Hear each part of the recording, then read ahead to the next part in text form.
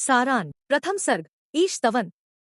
प्रस्तुत खंडकाव्य में कवि श्याम नारायण पांडे ने प्रथम सर्ग मंगलाचरण के रूप में प्रस्तुत किया है तथा ईश्वर का स्तवन किया है तथा ईश्वर की सर्वव्यापकता का वर्णन किया है।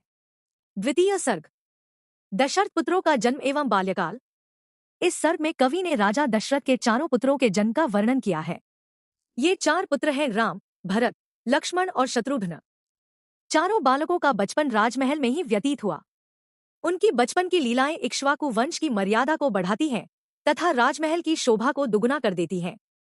महाराज दशरथ का यश संसार के कोने कोने में फैला है। वे कर्तव्यपरायण, दानवीर तथा युद्ध विद्या में पारंगत हैं। युद्ध विद्या में उनकी समानता कोई नहीं कर सकता है। युद्ध में वे सदैव विजयी होते थे। राजा दशरथ नीतिज्ञ, सुख शांति में विश्वास करने वाले तथा सच्चरित्र थे। तृतीय सर्ग। मेघनाद। कवि ने इस सर्ग में मेघनाद के पराक्रम का वर्णन किया है। मेघनाद का तेज सूर्य के समान है। अपनी युवावस्था में उसने इंद्र के पुत्र जयंत को भी पराजित कर दिया था। पृथ्वी पर रहने वाले सभी राजा मेघनाद के नाम से कांपते थे। चतुर्थ सर्ग। मकराक्ष वध। चतुर्थ सर्ग में मकराक्ष का वध तथा राजा रावण की चिंता का वर्णन कवि ने किया है।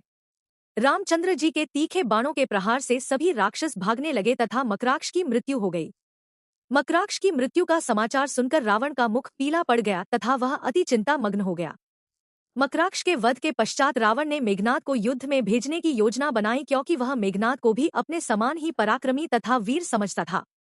पंचम सर्ग। रावण का आदेश। पंचम सर्ग में रावण द्वारा मेघनाद की वीरता का वर्णन किया गया है। रावण मेघनाद की शक्ति को अजय शक्ति समझता है किंतु युद्ध से अति चिंतित है। रावण को चिंतामग्न देखकर मेघनाद ने उसके चरणों का स्पर्श किया।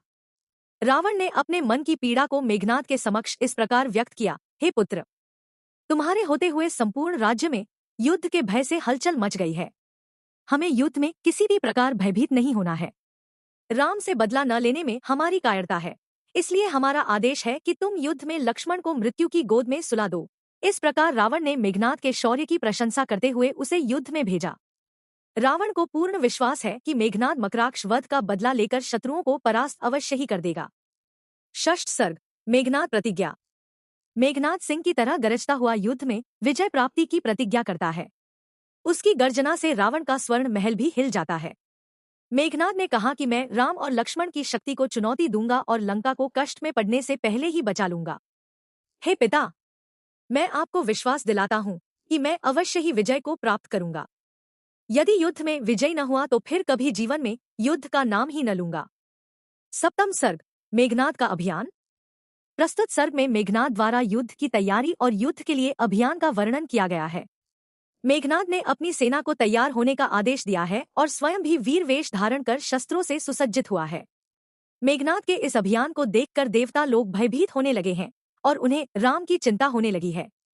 देवता ऐसा सोच रहे थे कि मेघनाद के सामने तो काल की भी नहीं चलेगी। देवता इस प्रकार परस्पर वार्ता कर ही रहे थे, तभी मेघनाद ने युद्धभूमि में भयंकर गर्जना की। अष्टम सर्ग। युद्धासन्न सौमित्र। इस सर्ग में युद्ध में लगे हुए लक्ष्मण का चित्रण किया गया है।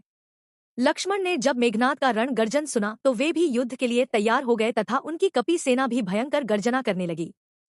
जब लक्ष्मण मेघनाद के सामने आए तो उसे वीर वेश में देखकर उसकी वीरता की प्रशंसा की। शत्रु के मुख से अपनी प्रशंसा सुनकर मेघनाद ने सोचा कि जरूर इसके पीछे कोई कपटभाव छिपा हुआ है। नवम सर्ग। लक्ष्मण मेघनाद युद्ध तथा लक्ष्मण की मूर्छा, मार्मिक स्थल। नवे सर्ग में लक्ष्मण का मेघनाद के साथ युद्ध का वर्णन है तथा लक्ष्मण के मूर्छित होने का प्रसंग है। मेघनाद ने लक्ष्मण के प्रश्नों के उत्तर दिए और उनकी वीरता की प्रशंसा की, साथ ही युद्ध के लिए तैयार होने के लिए कहा। यह सुनकर लक्ष्मण क्रोधित हो उठे और उन्होंने वीरतापूर्ण वचनों को कहा।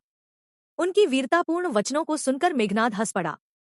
बाण वर्षा प्रारंभ हो गई। दोनों ओर से भयंकर युद्ध होने लगा। लक्ष्मण के शौर्य को देखकर राक्षस भागने लगे। मेघनाद ने वीरवाणी में उनको ललकार कर रोका। मेघनाद और लक्ष्मण में तुमुल युद्ध हुआ। चारों ओर हाहाकार मच गया। लक्ष्मण को कुछ शिथिल देखकर मेघनाद ने लक्ष्मण के ऊपर शक्ति चला दी। लक्ष्मण मूर्छित होकर पृथ्वी पर गिर पड़े। तब मेघनाद जय जयकार करता हुआ लंका की ओर चल पड़ा। इस प्रकार उसने अपनी प्रतिज्ञा पूरी की।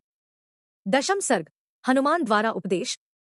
10वें सर्ग में दुहखी वानर सेना को हनुमान जी द्वारा उपदेश दिया गया है। लक्ष्मण के शक्ति बाण लगने और उनके मूर्छित होने से देवताओं में खलबली मच गई। वानर सेना रोने लगी। तब हनुमान जी ने उन्हें समझाया कि वीरों का इस प्रकार विलाप करना शोभनीय नहीं है। लक्ष्मण केवल अचेत हुए हैं। आता व्याकुलता त्याग कर युद्ध में बदला लेने के लिए तैयार हो जाओ। तब हनुमान जी के वचनों को सुनकर उनका दुख दूर हुआ। उधर कुटी में बैठे हुए श्रीराम जी को अपशकुन होने लगे। एकादश सर्ग उन्मत्त राम। कुटिया में बैठे हुए श्रीराम ने विचार किया कि आज व्यर्थ ही मन में व्यथा उत्पन्न क्यों हो रही है। मेरा मन सशंकित हो रहा है और मेरे पैर कांप रहे हैं। उसी समय सुग्रीव, अंगद, हनुमान आदि मूर्छित लक्ष्मण को लेकर राम के पास आए। लक्ष्मण की ऐसी दशा को देखकर राम की आंखों से अश्रुधारा बहने लगी। द्वादश सर्ग राम विलाप और सौमित्र का उपचार। लक्ष्मण की ऐसी दशा देखकर राम विलाप करने लगे और कहने लगे कि हे लक्ष्मण, तुम्हारी ऐसी दशा से मैं अत्यंत दुखी हूँ। हे धनुर्धर, तुम धनुष हाथ में लेकर फिर उठो, मैं तुम्हारे बिना जीवित नहीं रह सकता। राम की ऐसी करुण अवस्था को देखकर हनुमान जी को सुषेण वैद्य को लाने का आदेश दिया। हनुमान जी क्षण भर में ही सुषेण वैद्य को ले आए। सुषेण वैद्य ने कहा कि संजीवनी बूटी के बिना लक्ष्मण की चिकित्सा नहीं हो सकती। संजीवनी बूटी लाने का कार्य भी हनुमान जी ने ही किया। संजीवनी बूटी के उपयोग से लक्ष्मण की मूर्छा समाप्त हो गई तथा पुनः वानर सेना में प्रसन्नता की लहर दौड़ गई। त्रयोदश सर्ग विभीषण की मंत्रणा। राम लक्ष्मण वानर सेना सहित बैठे हुए थे कि तभी राम भक्त विभीषण ने आकर यह सूचना दी कि मेघनाद यज्ञ कर रहा है। यदि उसका यज्ञ पूरा हो गया तो राम की जीत किसी भी प्रकार नहीं हो सकती। अतः यज्ञ करते हुए मेघनाद पर आक्रमण करो। राम ने सेना को आक्रमण करने का आदेश दिया। राम के चरण स्पर्श करके लक्ष्मण ने मेघनाद वध करने की प्रतिज्ञा ली। चतुर्दश सर्ग यज्ञ विध्वंस और मेघनाद वध। 14वें सर्ग में मेघनाद के यज्ञ विध्वंस और मेघनाद वध का वर्णन है। उत्साह में भरे हुए लक्ष्मण वानर सेना को लेकर यज्ञस्थल पर पहुंचे। लक्ष्मण के तीव्र वाण प्रहार से मेघनाद का रुधिर पवित्र यज्ञ भूमि में बहने लगा। उधर वानर सेना ने अन्य यज्ञकर्ताओं का सहार किया, वे सभी मेघनाद पर टूट पड़े। मेघनाद ने लक्ष्मण को यज्ञस्थल पर प्रहार करने के लिए धिक्कारा। एक बार तो लक्ष्मण के हाथ रुक गए, किंतु विभीषण के द्वारा उत्साहित किए जाने पर लक्ष्मण ने भयंकर बाणों की वर्षा की। तीक्ष्ण बाणों के प्रहार से मेघनाद वहीं यज्ञभूमि में ही मारा गया। लक्ष्मण का सुयश चारों ओर फैल गया। देवता यह देखकर अति प्रसन्न हुए और जय जयकार करने लगे। इस प्रकार तुमुल खंडकाव्य की कथा 14 सर्गों में विभक्त होकर समाप्त हुई।